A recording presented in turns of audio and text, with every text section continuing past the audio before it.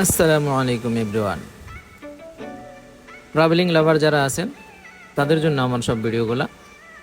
এই ভিডিওটা হচ্ছে রিবাদ থেকে তাবুক যাওয়ার পথে অনেকগুলো পাহাড়ের মধ্যে একটি মাজরা, অনেক সুন্দর। এখানে কমলা, মাল্টা, লেবু এই ধরনের ফলগুলো সবচেয়ে বেশি। তো আজকে আমরা চলে আসছি একটি মাল্টার বাগানে। এখানে শুধু মাল্টা আর মাল্টা। এখানে অনেক বাংলাদেশি ভাইয়েরা আছেন, তারা বলছেন ভাই আপনারা খান, কোনো সমস্যা নেই, যত পারেন খান, কোনো অসুবিধা নেই।